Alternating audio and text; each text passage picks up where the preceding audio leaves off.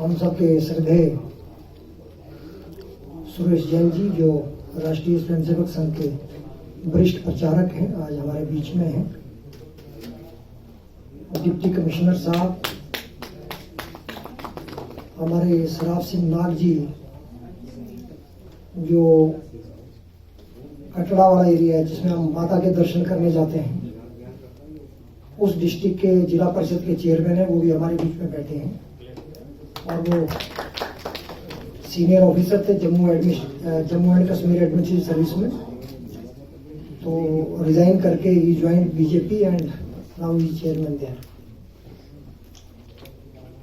हमारे ज्ञान प्रकाश जी, जिनकी वजह से हम यहाँ आज आप सबके बीच में हैं, और तीनों संस्थाओं के अध्यक्ष, यहाँ पर हमारे एक्स सर्विसमैन भी दिखाई दिए मुझे, हम सबके बीच में फौजी भी उपस्थित हैं। तो मुझे खुशी है आज यहाँ पर इस कन्वोकेशन फंक्शंस में बहुत सारे हमारे जो मित्र हैं, साथी हैं, प्रोफेशनल्स हैं, उनको सम्मान दिया गया है। उनके द्वारा not only professionally but society के लिए कमिट होकर जो काम किया है, with commitment to the society. काम तो हर कोई कर सकता है, लेकिन समाज को केंद्र में रखकर भी अपने प्रोफेशन को करना, ये बहुत बड़ी बात है। और मैं देख रहा था कि बहुत सारे हेल्थ सर्विसेज से अभी लोगों को अवार्ड दिया गया, और पिछले 2 साल का जो कोरोना काल का जो हमारा अनुभव है, वो बहुत खराब रहा है। उस समय हमारे कोरोना वॉरियर्स में हेल्थ वर्कर्स ने, हमारे डॉक्टर्स ने बहुत बढ़िया काम भी किया है, लेकिन उनके बीच में कुछ लोगों ने खराब काम भी किया।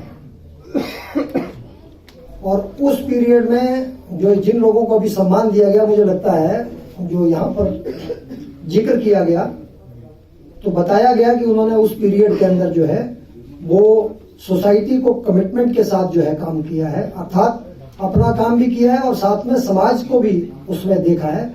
जब देश में और दुनिया में लोगों को सबसे ज्यादा उनकी जरूरत थी, उस समय वो उनके साथ कंधे से कंधा मिलाकर खड़े थे, इसीलिए आज यहाँ पर उनको सम्मान मिल रहा है। और भी प्रोफेशनल्स हैं, और विशेषकर मैं ज्ञान प्रकाश जी हैं हमारे, और इंटरनेशनल पीस यूनिवर्सिटी को, और economic growth society of India को, और नई उड़ान के जो सब पदाधिकारी हैं, उनको भी बधाई देना चाहता हूं और समाज की तरफ से धन्यवाद देना चाहता हूं कि उन्होंने देश के अलग अलग हिस्सों से, जैसा मैं देख रहा था, देश के लगभग सभी हिस्सों से, जम्मू कश्मीर से भी और महाराष्ट्र से भी और अन्य देश के हिस्सों से भी जो है दूर दूर से, ये बड़ी बात है कि लोगों ने काम तो किया, लेकिन उन लोगों को रिकॉग्नाइज करना, तो ये रिकॉग्नाइज करना आसान नहीं है। अब यहां दिल्ली में बैठकर तमिलनाडु में कोई क्या काम कर रहा है, महाराष्ट्र में क्या काम कर रहा है, तो उसके पीछे जाना और ढूंढना ऐसे लोगों को, जो मुझे लगता है कि जो सोसाइटी के हीरोज हैं, समाज के जो हीरो हैं, उनको निकाल कर लाना, ये भी कम बड़ी बात नहीं है। तो आप सबने उनको ढूंढा और यहां तक लेकर आए, जहां उनका रिकॉग्निशन हुआ, उनको सम्मान मिला। तो इसके लिए तीनों संस्थाएं जो है, मुझे लगता है उसके पदाधिकारी भी बधाई के पात्र हैं कि उन्होंने ये कार्यक्रम लिया।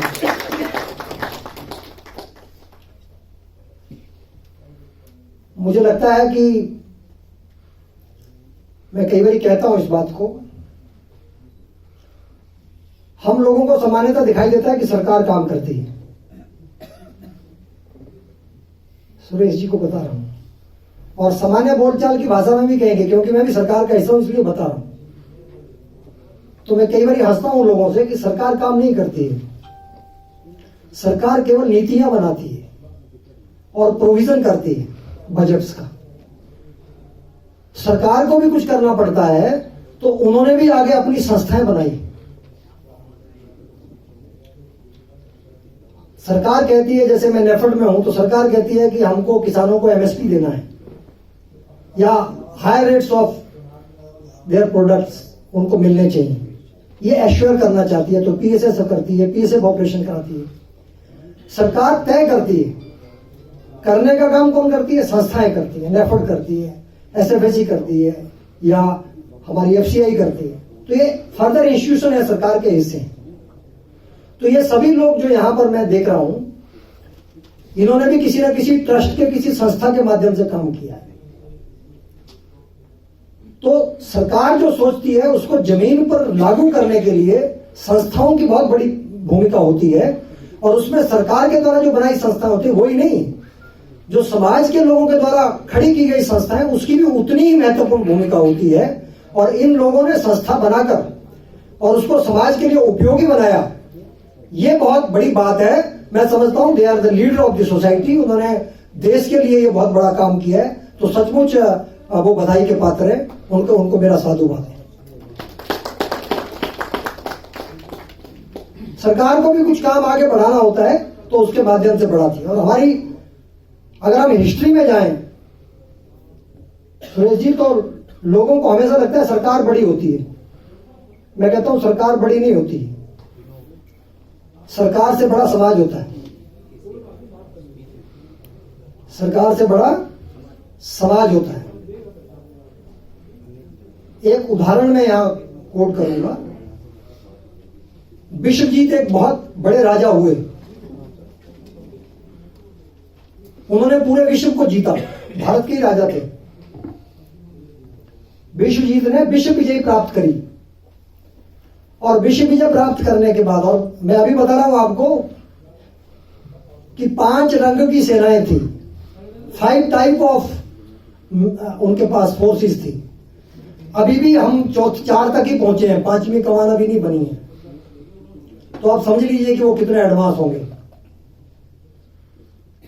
उन्होंने विश्व जीता, और जीतने के बाद अपने गुरु से आशीर्वाद लेने गए गुरु वशिष्ठ के आश्रम में। समय की सीमा तो नहीं है?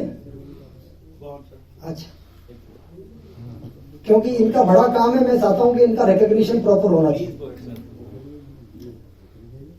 तो वो गए आशीर्वाद लेने के लिए, तो बड़ी उनके साथ बड़ा लाभ लश्कर था। तो उन्होंने महर्षि वशिष्ठ का आशीर्वाद लिया और कहा कि गुरुदेव अब मैं निकलता हूं। तो वो बोले कि नहीं, कुछ दिन आराम कर लो, लड़के आए हो इतना युद्ध। तो हंसने लगे, बोले गुरुदेव आपके बस की नहीं है, मेरी इतनी बड़ी सेना है, इसको कौन खिलाएगा, कौन पिलाएगा, ये मुझे लगता नहीं है कि इतनी बड़ी सेना की आप व्यवस्था कर सकते। उन्होंने कहा कोई बात नहीं, कामधेनु सब देख लो। अब सामान्यतः हम कामधेनु को गाय समझते हैं, बट मैंने हिस्ट्री में जितना पढ़ा, कामधेनु गाय नहीं थी, उस आश्रम की एडमिनिस्ट्रेटर थी, व्यवस्थापक थी। तो उन्होंने कहा कि वो अपने आप व्यवस्था देख लेगी, आपको चिंता करने की जरूरत नहीं, आप आराम से रहिए। तो 5-10 दिन जब वहां वो रुके और बड़े आराम से रहे, तो 5-7 दिन के बाद उनको ध्यान आया इतनी बड़ी सेना है, क्या पता लोगों को कुछ खाने को मिल रहा है, नहीं मिल रहा है। तो अपने सेनापति को बुलाया, बोले भाई वो सेना का कुछ आप भगत है और अब हमको निकलना चाहिए, इतना बड़ा समस्या है। वो सेनापति बोला जी सैनिक ये कह रहे हैं कि कुछ दिन और रुक लेते हैं, बड़ी अच्छी सेवा हो रही है यहाँ पर, सारी सुविधाएं ऐसी हैं, बड़ा आनंद आ रहा है और थकावट हमारी दूर हो गई युद्ध लड़ने से। उनको बड़ा आश्चर्य हुआ कि जो मेरे राजा के महल में व्यवस्थाएं नहीं हो सकती, वो यहाँ कैसे होगी। खैर कुछ दिन के बाद जब वो इजाजत लेकर चलने लगे, तो उन्होंने महर्षि वशिष्ठ से कहा कि गुरुदेव ये जो आपकी व्यवस्थापक है कामधेनु, इसका यहाँ जंगल में कोई काम नहीं है, मेरे राजा के महल में हो तो फिर मुझे लगता है कि वहां इसकी ज्यादा जरूरत है। तो उन्होंने कहा देखो भाई ये वॉलंटियर है, राष्ट्रीय स्वयंसेवक संघ बैठा है ना, तो बोले कि स्वयंसेवक है, अपनी मर्जी से काम करने वाली है, तो मेरे तो अधिकार में नहीं है, आप बात कर लो, अगर जाती हो तो ले जाओ। तो खैर उन्होंने उसको बुलाया, व्यवस्थापक, उसको कहा कि भाई मेरे राजा के महल में चलो, वहां तुम्हारी अच्छी तनख्वाह होगी, अच्छी सैलरी होगी, सब कुछ अच्छा होगा। तो बहुत सारे उसको लालच दिए। उसने कहा कि नहीं महाराज, मैं तो यहाँ सेवा के लिए हूं, मैं समाज की सेवा करना मेरा ध्येय है, इससे आगे मेरी कोई चाहत नहीं है, मैं नहीं जाना चाहती। तो राजा विश्व जीत कर आया था, उसको अहंकार आ गया, बोला अरे एक व्यवस्थापक की इतनी हिम्मत कि राजा को मना कर दे। तो सेनापति को बोले कि इसको उठाकर ले चलो और खुद निकल गए। उनको कहा कि अगर ये प्यार से आती हो तो ले आओ, नहीं तो जबरदस्ती। और हिस्ट्री में ये कोटेड है कि सेनापति के साथ साथ विश्वजीत का बेटा भी उस युद्ध में मारा गया। और जब समाज व्यवस्थापक के साथ, उस कामधेनु के साथ पूरा समाज जब खड़ा हुआ, तो वो राजा जो दुनिया जीत कर आया था वो वहां महर्षि के आश्रम में हार गया। मैं इसलिए कह रहा हूं, कितना ही बड़ा राजा हो, लेकिन समाज की जब शक्ति खड़ी होती है तो उसके आगे कोई सेना, कोई ताकत, कोई सत्ता टिकती नहीं है। समाज में सब परिवर्तनों की ताकत है, और उस समाज की ताकत जो है वो ये जो लोग यहां पर अवार्डेड हैं, ये सब इस तरह के लोग हैं जो समाज की ताकत हैं। क्योंकि यही लोग नीचे नीचे इतना बड़ा काम करते हैं जितना सारी सरकारें मिलकर नहीं कर सकती। अगर कोरोना पीरियड के अंदर आप देखें तो मैं बहुत सारे लोगों को मेरी आंखों में आंसू आ जाते थे। मतलब आश्चर्यजनक था देखना कि अपनी जान को दांव पर लगाकर और दूसरे की जान को बचाने के लिए जिस तरह से लोगों ने काम किया, ये मैं समझता हूं बहुत दुनिया के लिए ये बड़ा संकट का समय था। और इस समय दुनिया से बहुत कुछ याद सीखने को था और लोगों ने सीखा भी होगा। लोगों ने अपने जीवन को दांव पर लगाकर, हमारे स्वयं के हमारे कार्यकर्ताओं ने, मेरे पास एक कार्यकर्ता आए कि आप नेफर्ट से हमको सस्ती दाल दिलवा दो, हमने लोगों को भोजन करवाना है। तो मैं उनका उत्साह देखा, मैंने व्यवस्था करी उसकी, लेकिन जब मैंने ज्यादा उत्साह देखा तो मैंने उनको बुलाया। मैंने कहा भाई तुम जिस तरह से लग रहे हो, ये मार्च अप्रैल की बात है 2020 की, शुरू की बात। तो मैंने उनको कहा कि अभी तक दुनिया भर में जो जितना भी स्टडी आ रही है उसके हिसाब से अभी कितने दिन ये संकट चलेगा इसका कोई अंदाजा नहीं है। तो भगवान की कृपा से ऐसा मत करना कि मुझे तुम्हारे लिए अलग से लंगर लगाना पड़ेगा, मतलब अपना भी रख लेना। इतना उत्साह था लोगों में, लेकिन लोगों ने परवाह नहीं करी। जहां सरकार नहीं पहुंची वहां लोगों ने भोजन पहुंचाया, वहां लोगों ने दवाई पहुंचाई, वहां लोगों ने राशन पहुंचाया, वहां लोगों ने जो सरकार नहीं उठा पाई जिन लाशों को, उसका संस्कार भी हमारे समाज के लोगों ने किया। तो मुझे लगता है कि आज यहाँ पर जो ये कार्यक्रम आयोजित हुआ है, इसके माध्यम से जिन लोगों को रिकॉग्नाइज किया गया है वो सचमुच साधुवाद के पात्र हैं और हमारे समाज की शक्ति है।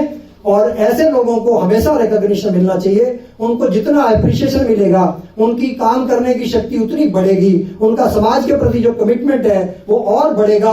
तो मुझे खुशी है, मैं पुनः सभी को जिनको यहाँ पर सम्मान मिला है उनको बहुत बहुत बधाई देता हूँ। और हमारे प्रधानमंत्री के नेतृत्व में, यशस्वी प्रधानमंत्री नरेंद्र मोदी के नेतृत्व में जो आत्मनिर्भर भारत का जो संकल्प है, मैं इसलिए बता रहा हूं ये बात कि नरेंद्र मोदी सरकार आने के बाद एक परिवर्तन आपको जरूर दिखा होगा कि केवल नीतियां नहीं लाई गई, केवल योजनाएं नहीं लाई गई, उनको एक सामाजिक आंदोलन के रूप में परिवर्तित किया गया। चाहे वो बेटी बचाओ बेटी पढ़ाओ हो, सरकार ने जरूर उसमें काम किया हो, लेकिन उसको जन आंदोलन बनाने की कोशिश करी। स्वच्छ भारत अभियान का मामला हो, उसको भी एक आंदोलन बनाने की कोशिश करी। तो सरकार ने ना केवल काम करने की बात करी, बल्कि समाज को साथ में लेकर काम करने की बात करी। तो मैं हमेशा एक बात कहता हूं कि हमारी सरकार, नरेंद्र मोदी सरकार जो है वो सामाजिक सरोकार के साथ काम करने वाली सरकार है। और इस समाज की शक्ति को पहचानते हुए उसको साथ में लेकर इस सरकार ने बहुत सारे माइलस्टोन खड़े किए हैं। और मुझे पूरा भरोसा है कि नरेंद्र मोदी जी जिस काम में लगे हैं, समाज की जो शक्ति है उसके साथ कंधे से कंधा मिलाकर लगेगी। तो हम आज ना केवल विश्व में एक शक्ति के रूप में उभर रहे हैं, बल्कि हमारा जो एक सपना है भारत को पुनः उसके परम वैभव पर ले जाते हुए उसको पुनः विश्व गुरु बनाना, क्योंकि ये एक बड़ी जरूरत है। ये जरूरत है हमारी आपकी नहीं, मानवता की जरूरत है। मैं हमेशा अपने कार्यकर्ताओं से पूछता हूं कि क्यों परम वैभव पर ले जाना, क्यों विश्व गुरु बनाना, क्या जरूरत है? तो जरूरत है दुनिया के अंदर अगर सुख शांति और समृद्धि। और मैं हमेशा कहता हूं, मैंने नेपाल में जो साउथ एशियन पीस इनिशिएटिव में भी ये बात कही थी, साउथ कोरिया में भी कही थी और यहां भी कह रहा हूं कि विकास की पहली शर्त शांति है, पीस है। If there is no peace, no development. तो शांति पहली शर्त है। और अगर हम पाकिस्तान से परली तरफ देखेंगे तो हम देखेंगे किस प्रकार आज वहां के लोग जो हैं वो तिल तिल मरने को मजबूर हैं। क्यों? क्योंकि वहां अशांति के अलावा कुछ नहीं है। और दुनिया को अगर हमने परम वैभव पर ले जाना है, उस दुनिया में सुख शांति और समृद्धि स्थापित करनी है, तो हमको भारतीय संस्कृति के जो मूल मंत्र हैं, सेनावतु सेना भुनक्तु शह वीरम करवा वही तेजस्विनाम बधितमस्तु मां विद्विषा, हमने ये कहा है मां विद्विषा है, मां किसी के साथ भेदभाव नहीं करती है। प्रकृति मां अगर अन्न का दाना देती है तो किसी के पेट में जाए, वो चाहे हिंदू हो, मुसलमान हो, सिख हो, ईसाई हो, छोटी जाति बड़ी जाति किसी का हो, उसकी केवल भूख मिटाने का काम करता है। पानी केवल प्यास बुझाने का काम करता है और हवा केवल श्वास देने का काम करती है, जीवन देने का काम करती है। वो किसी से किसी की जाति और धर्म नहीं पूछती।